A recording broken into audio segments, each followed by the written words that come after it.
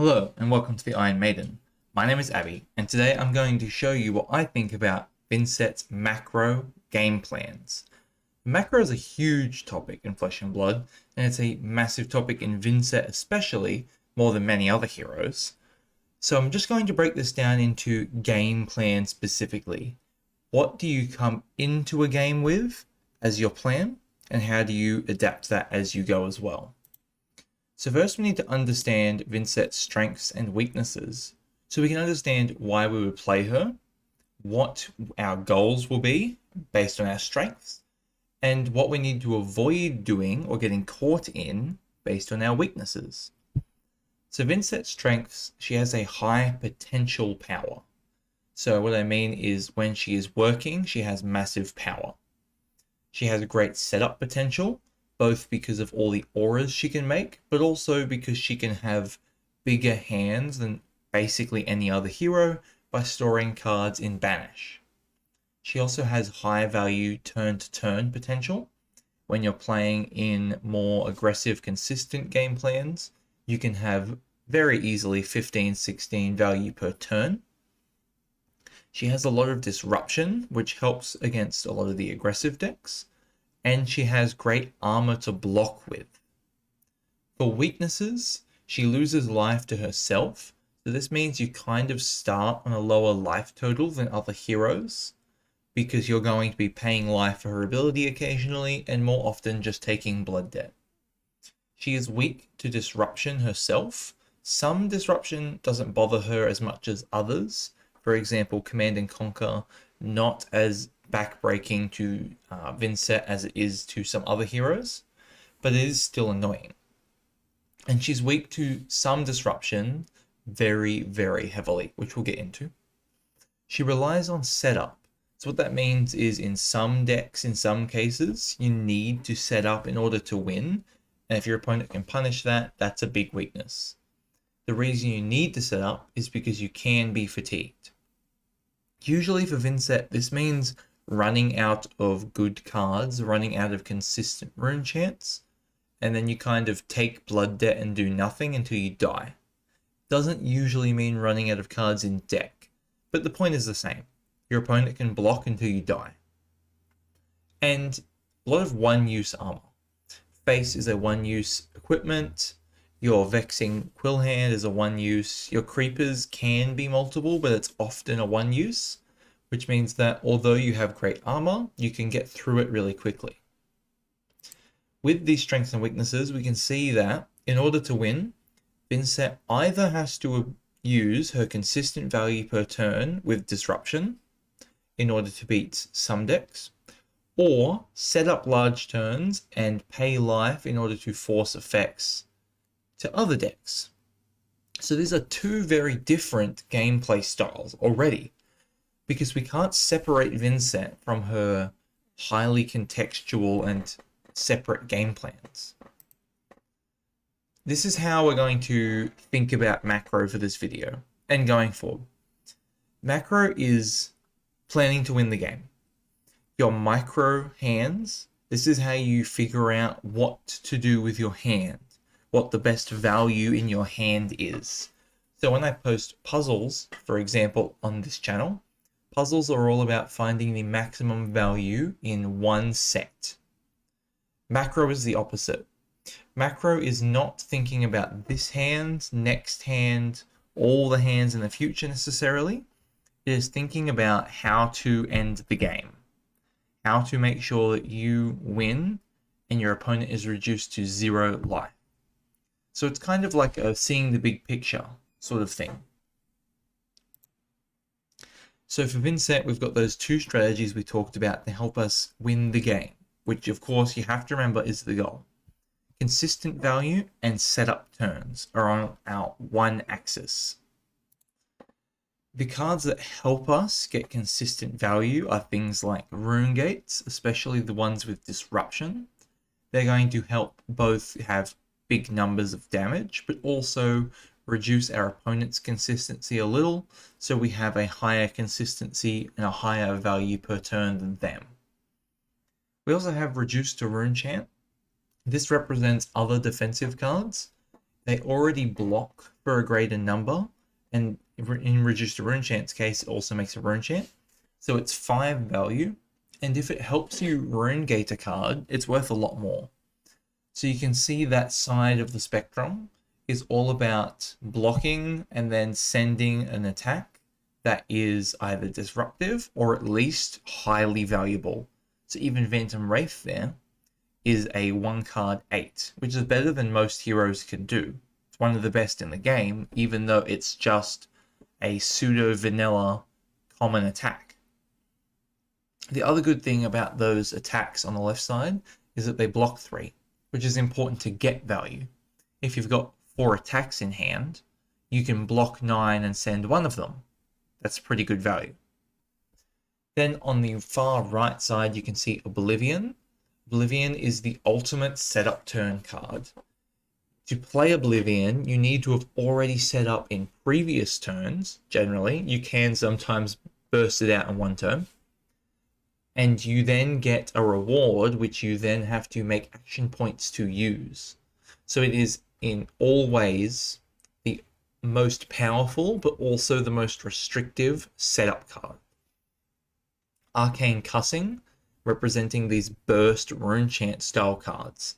This is a way to set up big double and triple turns where you can use Cussing to send the second or third rune gate where you need more rune chants to send them, right? And Painful Passage, representing go-agains and also shadow non-attacks. Painful Passage is an excellent new card because it can fuel the pay 1 life sort of triggers to gain those on hits guaranteed.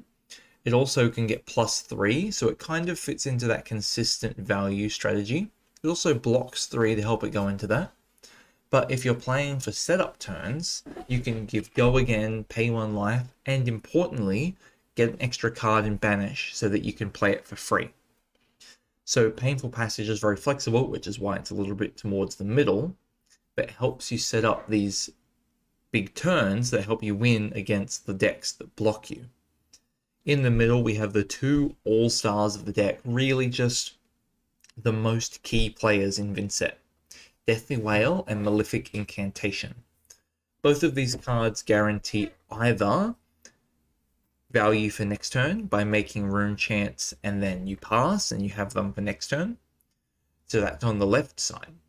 Or on the right side, they can be used as the second or sometimes third rune gate. So for example, if you have 2 Malefics, they both trigger, make 2 rune chants, now you can play a 2 cost after the first attack. Similarly with Deathly Wail, if you pay life, you're getting 2 rune chants, which can send the second or third attack as well. So this range of cards is very important to understand how we're going to sideboard. Now this video is not about sideboarding necessarily, although it will come up a few times. That's going to be a separate video. But it's important to understand which cards play which role. When you look on the left side, you're seeing cards that we play very, very often. When you look on the right side, you're seeing cards that are played less often. That's because consistent value is how we beat, hopefully, most decks in the meta. And if there's a lot of decks doing the right side stuff, Vynnset's not going to be great. Here's an example of some heroes. So consistent value and disruption. Syndra is an excellent example of a deck that you can beat by sending 1 attack every single turn and blocking with the rest of the cards in your hand, or using them to disrupt their future turn. Marionette is an example of a deck that, if you pass into them, they can often punish you by ripping apart some of your hand, sometimes drawing cards. They're pretty disruptive while also being fairly aggressive. But they're also a deck that has many more 3 blocks and usually more blues. So they have a little bit of that issue where if you start running into some mediocre hands, they're going to block out. So these 2 heroes represent the slow, central flexibility that you need. So as you get further towards the center, you need to be a little bit more flexible about what you're doing. Corinthia Ironsong is the best example I can think of for a deck that you have to be extremely flexible in order to beat. First, you have to see what weapon she's playing. That's going to tell you a lot about how she intends to win. And then you need to respond to how she's blocking, how she's attacking, what she does when you pass. Does she arsenal and pass? Does she send one sword swing? Does she go all out and send a bunch of damage? You need to pay attention. Then even more right than that is Florian, a deck that blocks extremely well, generally. Does have a few 2 blocks that can be exploited sometimes, and doesn't really have a hero ability for a long portion of the game either. So Florian is a deck that you can take setup turns against.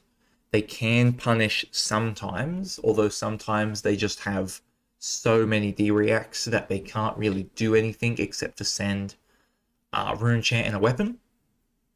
So a deck that you can usually take a setup turn into, but you need to be a little bit careful. And Victor on the furthest on the right side, he's a deck that you have to take setup turns in order to win. He can punish them somewhat with his Guardian attacks, but a lot of Victor's attacks don't have relevant on hits. So you're somewhat safe to take setup turns, and more importantly, you just have to, or you just will not win. And then on the bottom, you can see Verdansk.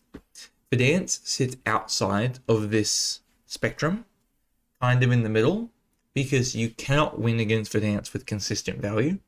If you send 14 a turn even, they're going to block 12 of that, and you're never going to get them below 10. If you set up heavily, they're going to use cards like Scour and other disruptive pieces to rip apart your hand and even your permanents on board. So Verdansk represents decks that you can't set up or consistent. You have to be hyper flexible, even more so than Dorinthia, which is why it's the worst matchup possible, in my opinion, for Vynnset. So I'm going to break up these matchups into 2 axes. There's going to be decks that block well and decks that punish setup. That's because those are Vynnset's 2 most prominent weaknesses. So when your opponent is trying to beat you, which they probably are, they're going to exploit one of those 2 weaknesses, or they're probably going to lose. So decks on the top left block well and punish setup. They're going to be difficult to beat, whereas decks on the bottom right can't block particularly well or punish setup. They're going to be very, very easy. The ones on the bottom left and top right are going to be different variations of how you play. Here's an example. It's not to scale, don't worry. If you see a hero you love here, this is just my approximation, my quick approximation.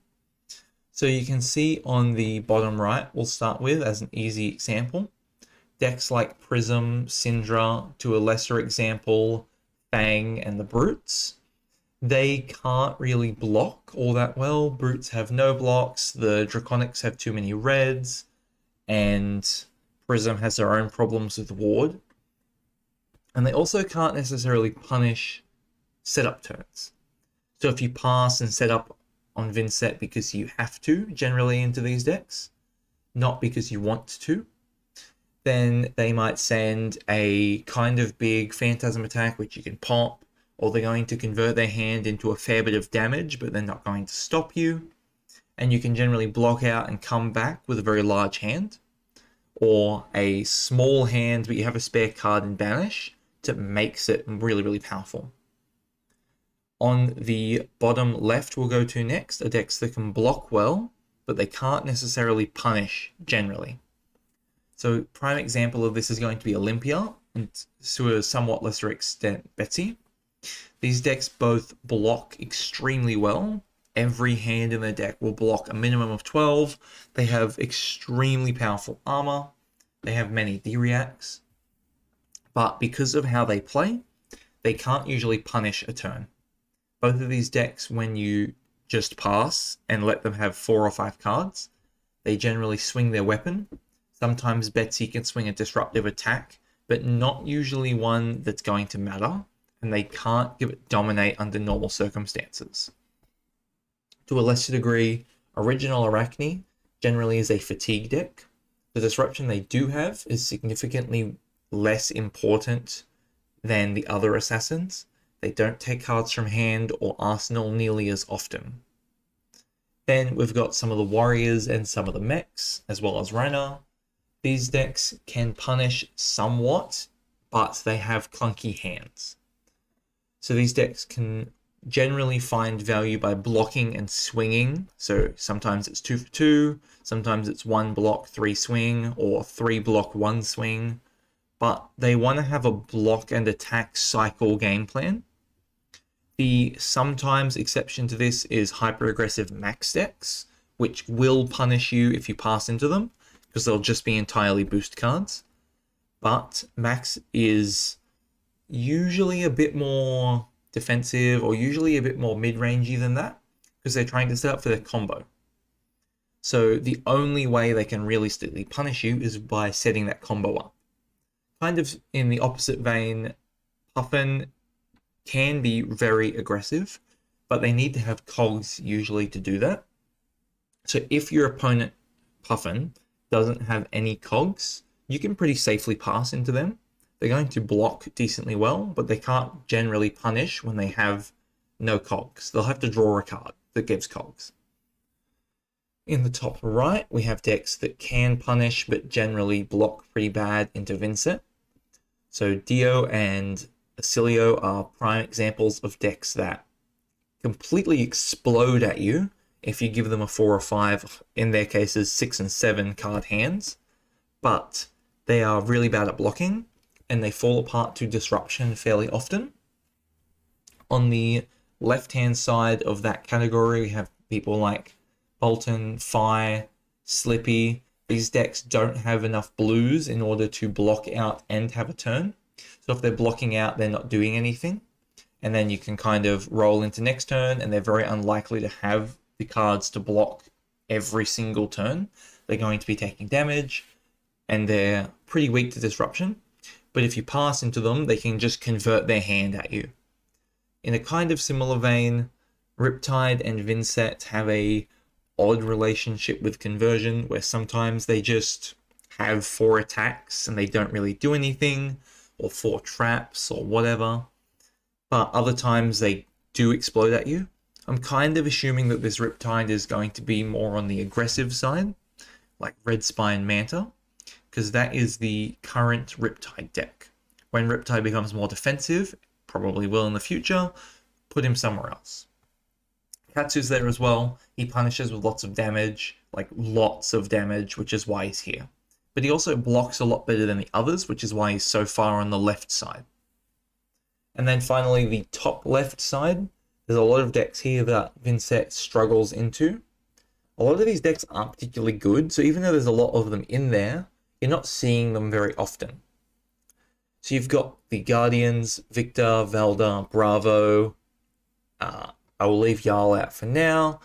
Kind of Tekla Vossen is kind of in this category. Florian is kind of in this category, where they have disruptive attacks, or they can set things up.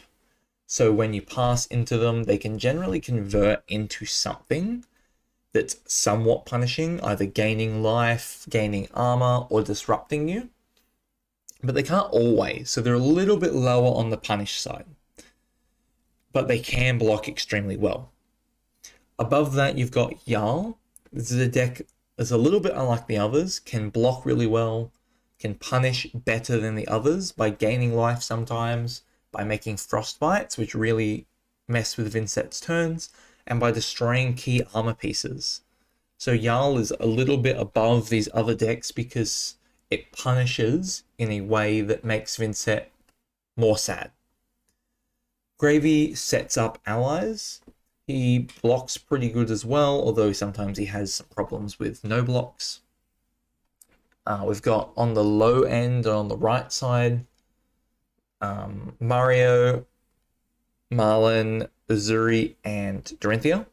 These decks have a range from punishing to blocking better. So some of them block better than they punish, and some of them punish better than they block.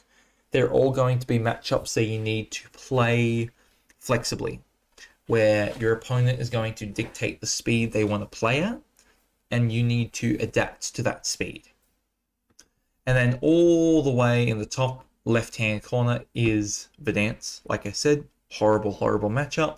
She punishes heavily. Almost every hand can do something punishing, even if it's just 9 arcane. And they block extremely well. So not a good matchup.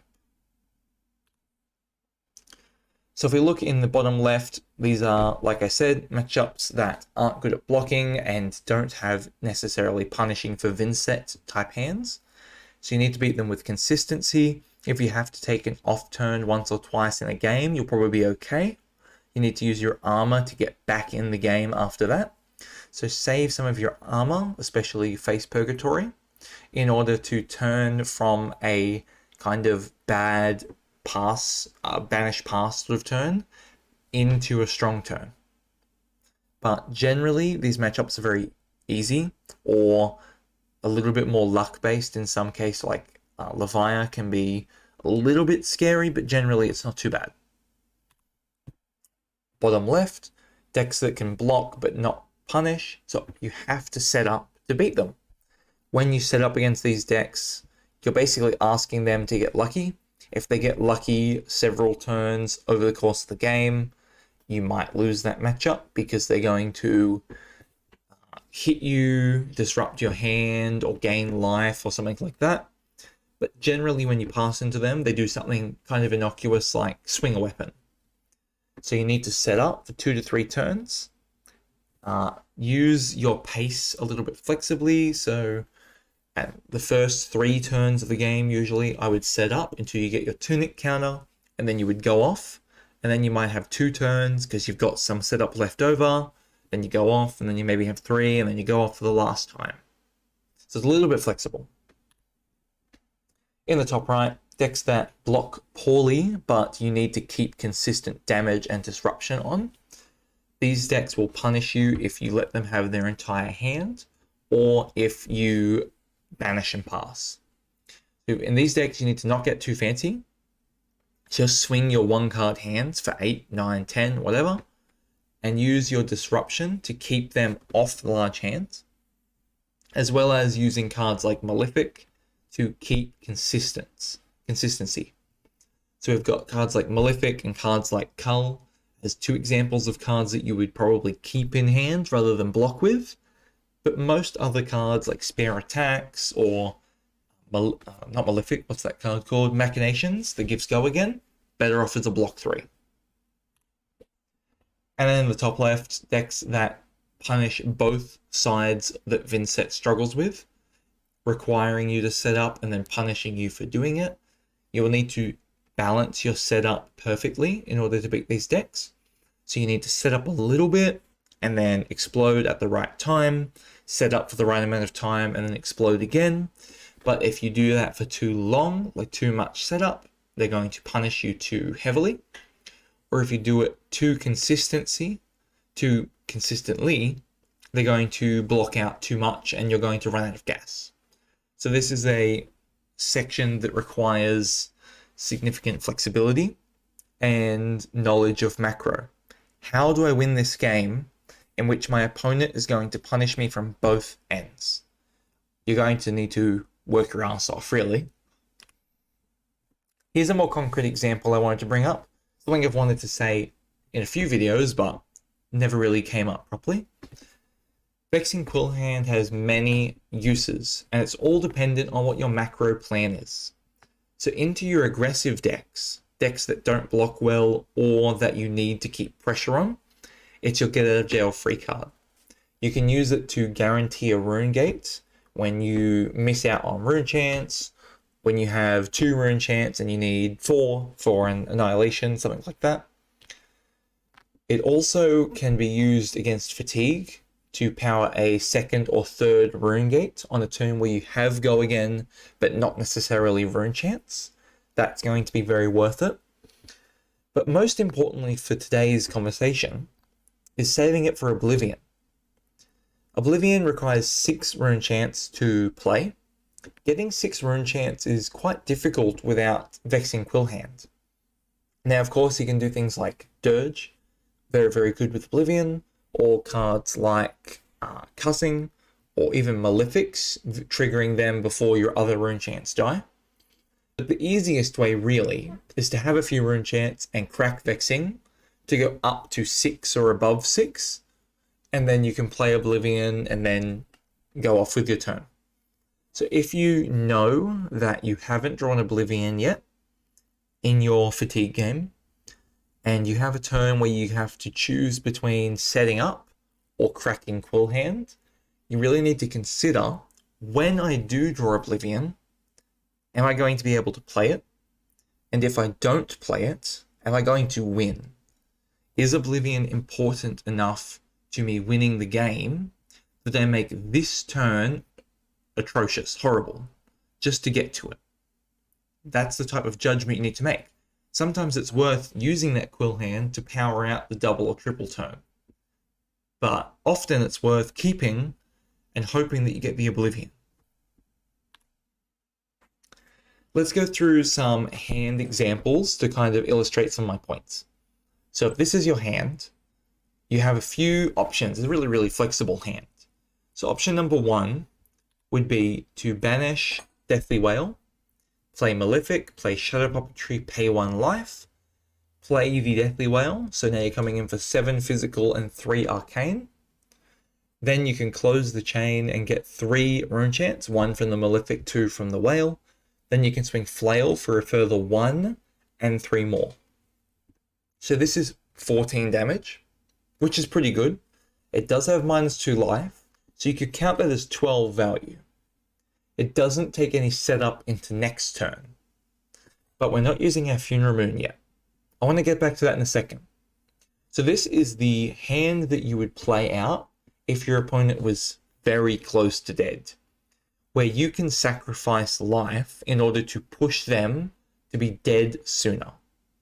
This is not the type of hand you play into fatigue generally, or the type of hand you would play into decks that require consistency, because next turn is probably not going to be very good. Into those decks, you might play a hand that looks like this. Same basic structure, you don't pay life to puppetry, and you close chain after the flail. So you still get your 2 rune chants because you pay life with the flail. Your opponent is allowed to block all the arcane, so that might be relevant. You're getting 2 less damage because you're taking 2 of it into next turn, but you're saving 1 life. So it is worth more in total value if you count the negative life. But this hand has the opportunity for Shadow Puppetry to trigger, and instead of Flail, close chain, get 3 rune chants, send another Deathly Wail. So this hand, as well as having slightly higher damage, has slightly higher payoff.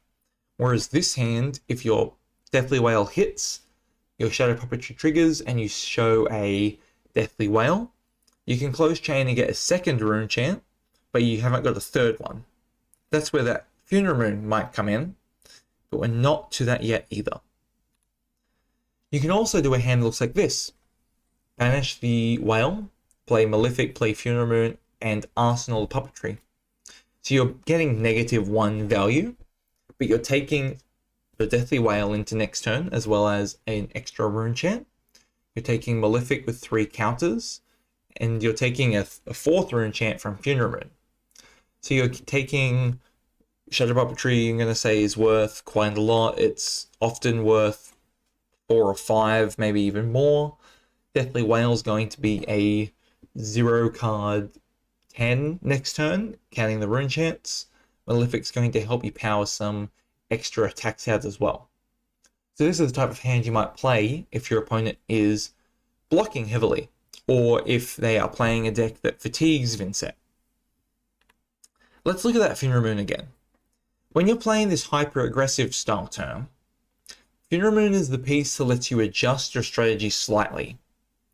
If your opponent's on 2, and you just absolutely want to obliterate them, you might pay 1 life with Puppetry, hit them, then pay 1 life with Funeral Moon, and get them after the Deathly Wail. So this way you would guarantee win. But if your opponent is on 5, you might just be doing this to guarantee 1 extra damage, just going full damage. If you play after the Flail of Agony, you still get all 14 damage from the basic attack, but you also get 1 rune chant into next turn. 1 rune chant's often all you need because a lot of the rune gates are 2 cost, so that might just be a good enough bet. You could also use it a bit flexibly between these 2 options. For example, if my opponent goes down to 3, Funeral Moon's not going to be worth using, they're going to block out the rest, so I might just use it for my next turn. But if they go down to 2, maybe it's worth paying the life, making the extra rune chant, making them block with that extra card from their hand in order to make them not swing back at me during my next turn. I can also arsenal this Funeral Moon and set up for a future turn. Funeral Moon can be very useful against CNC or other arsenal disruption cards, because you can play it in response to the trigger. It's also very good with Eloquence, of course. It's also pretty good at enabling a rune gate later by taking damage on your opponent's turn. So I could set up for this turn full value, next turn better value, or some nebulous future turn. I need to make that decision in order to win this game. Which one is going to make me win this game? Usually it's going to be the next turn, because Vynnset is all about rolling 1 turn into the future. But sometimes you know that you're going to need a big Eloquence turn in order to win. So arsenaling Funeral Moon might be a good call. So like I said, macro is a massive topic. I've already talked for half an hour about just this game plan stuff, and I feel like I haven't even covered nearly enough. So I'll be making extra videos over the next few months, years, whatever, in the future about sideboarding, counter plans from your opponent and how to counter them back, metagaming, so choosing the right sideboard cards, choosing the right strategies for Vynnset, when to use your armor, all this sort of stuff coming from a macro point of view. Micro is where you start with every Flesh and Blood hero, but macro is where you need to grow to. So if you're just coming into Vynnset, congratulations for making it all the way to this video. It's pretty much to the end, so that's pretty good. But also, you need to start pushing yourself to get so good at micro that you can focus on macro instead. If you've got even more ideas for macro-based videos, you can put them in the comments below, or you can @ me in the Iron Maiden Discord. Both of those places are going to get me to respond. I always respond to comments. And if you @ me in the Discord, I'll see it eventually. So thank you for watching. You can like, subscribe, and comment. I'm trying to get to 666 subscribers, and we are close. We are nearly 100 subscribers away. So we are getting very, very close to meeting that goal, and I don't even know what I'm going to do. I have to do something special for that, but I haven't decided yet. If you've got ideas for that, you can put them in the comments as well. And join the Discord. It really is a wonderful place if you like Vynnset. It's always someone talking about Vynnset in there, and lots of very experienced players who are willing to help you learn. That's all for today. Have a nice day and be good.